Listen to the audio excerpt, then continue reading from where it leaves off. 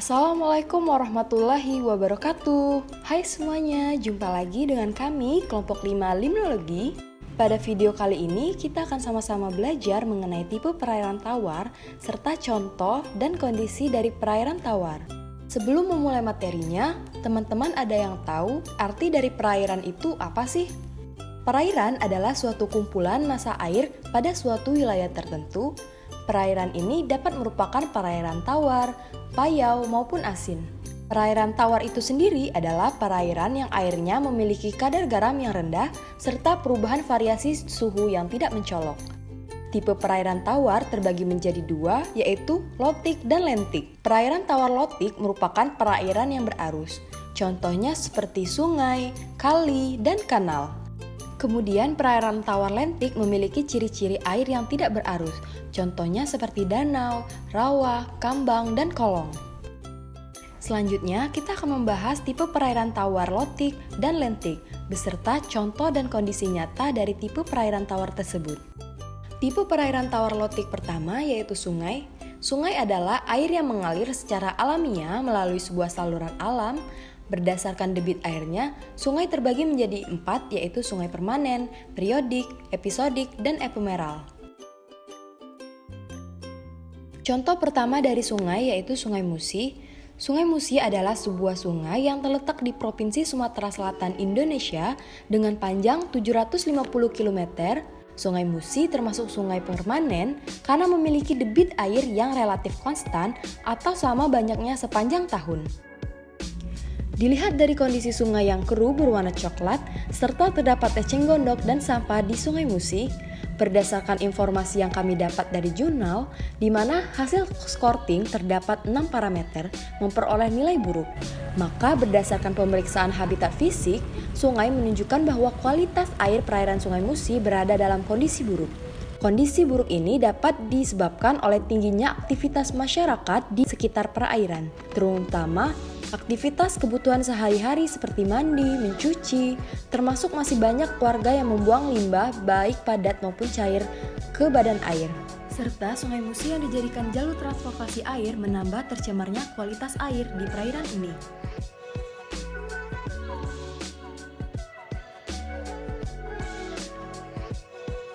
Contoh sungai selanjutnya yaitu Sungai Ogan. Sungai Ogan adalah anak sungai dari Sungai Musi. Sungai Ogan termaksud sungai permanen karena memiliki debit air yang relatif konstan atau sama banyaknya sepanjang tahun.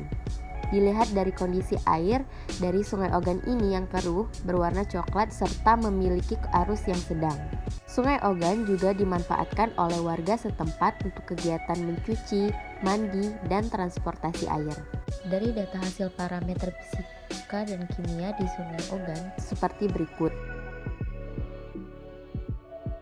Berdasarkan hasil pengamatan dari seluruh parameter fisika kimia, dapat disimpulkan bahwa kualitas perairan Sungai Ogan di Kecamatan Indralaya termaksud dalam kondisi tercemar sedang. Kondisi ini dapat dikarenakan aktivitas manusia baik domestik maupun industri. Yang kedua yaitu kali. Kali atau anak sungai atau brook adalah aliran yang lebih kecil dari anak sungai, terutama yang dialiri oleh mata air atau rembesan. Biasanya kecil dan mudah diarungi. Anak sungai dicirikan oleh kedangkalannya. Contoh dari perairan kali atau anak sungai yaitu Kali Syolo yang berada di Kenaliasam Bawah, Kota Jambi. Kali Syolo atau anak sungai ini merupakan aliran air kecil yang mengarah ke Sungai Batanghari, Kota Jambi. Dilihat dari kondisi air, Kali Syolo ini memiliki debit air yang kecil, serta kepekatan air yang keruh berwarna coklat, serta tingkat kedalamannya yang dangkal. Namun lain halnya ketika sedang musim penghujan datang, maka debit air akan bertambah banyak, bahkan sampai meluap sampai ke pemukiman warga.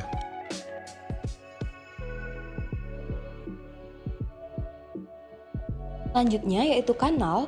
Kanal merupakan jalur air buatan manusia yang digunakan untuk mengarahkan dan mengalirkan air sebagai bentuk manajemen sungai. Fungsi lain kanal adalah jalur transportasi yang dapat dinavigasi dan digunakan untuk angkut barang dan orang. Contoh dari perairan kanal yaitu kanal di Jalan Ali Gatmil, Lorong PKK, Kecamatan Ilir Timur 2, Kota Palembang. Berdasarkan informasi yang kami dapat dari Google 2019, memperlihatkan kondisi dari kanal Aligatmir ini yang sangat tercemar. Dilihat dari warna air yang berwarna hitam pekat serta kental, dan terdapat banyak sampah dan enceng gondok di perairan kanal. Perbedaan air kanal ini sangat berbeda dengan Sungai Musi, terlihat dari muara kanal yang berwarna hitam pekat dan Sungai Musi yang keruh berwarna coklat. Dibandingkan kondisi kanal Aligatmir sekarang ini sudah mulai membaik dibandingkan pada tahun 2019. Seiring adanya pembangunan pompa pengendali banjir, tingkat kepekatan air kanal ini sudah mulai terkendali dan tidak terlalu pekat warna hitamnya dibandingkan tahun 2019. Tetapi di kanal ini masih terdapat banyak sampah rumah tangga dan sampah lainnya, serta terdapat pertumbuhan enceng gondok yang lebih banyak. Eceng gondok dengan nama latin Ecornia crassipes merupakan tumbuhan mengapung yang banyak tumbuh di sungai, rawa, dan danau. Eceng gondok ini memiliki sisi positif dan negatif.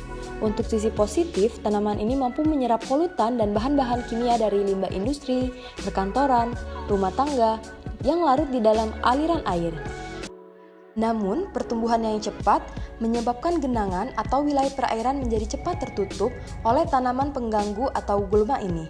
Karena tanaman ini mengganggu aliran air yang mengakibatkan pendangkalan karena busuknya seluruh batang yang kemudian mengendap di dasar air.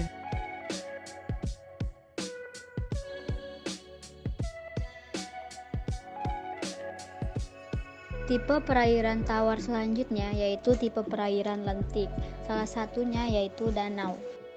Danau adalah cekungan besar di permukaan bumi yang digenangi oleh air, bisa air tawar maupun air asin, yang seluruh cekungan tersebut dikelilingi oleh daratan.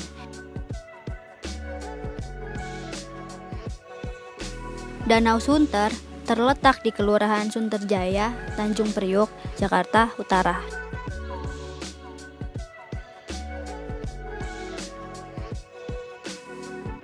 Danau Sunter merupakan danau buatan yang awalnya berfungsi sebagai pengendali banjir. Danau Sunter didirikan sekitar tahun 1970-an. Danau ini memiliki tipe perairan lentik karena air di danau ini tertahan berhari-hari.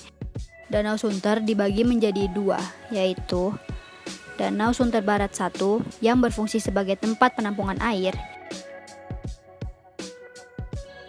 dan Danau Sunter Timur 2 yang berfungsi sebagai tempat rekreasi dan juga tempat olahraga.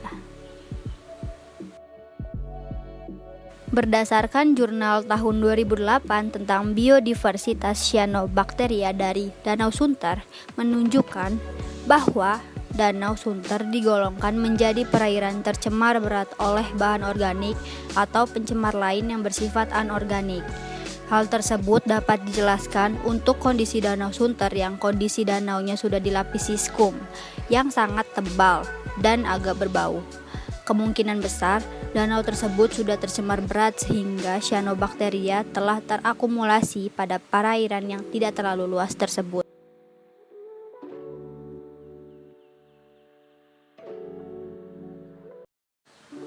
Seiring dengan berjalannya waktu, Pemprov DKI Jakarta mulai membenahi Danau Sunter dan mulai menyadari pentingnya Danau Sunter ini sebagai pengendali banjir, sehingga kondisi perairan Danau Sunter ini sekarang sudah mulai membaik dan dijadikan tempat rekreasi.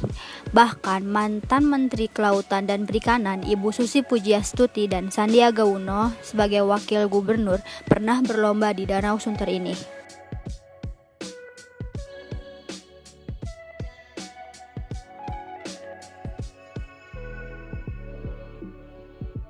Suhu yang ada pada perairan ini berkisar antara 20-30 derajat Celcius.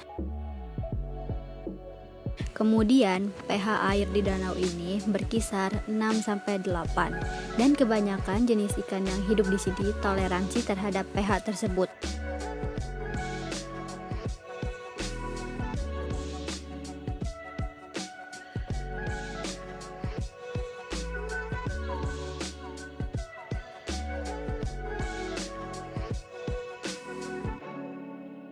Demikian video pembelajaran tentang tipe perairan air tawar beserta contoh dan kondisi dari perairan tawar Jika terdapat kekeliruan dalam video, kami mohon maaf karena kami masih tahap belajar, sehingga support dan saran yang membangun dari teman-teman sekalian sangat kami harapkan. Terima kasih telah menonton dan semoga bermanfaat.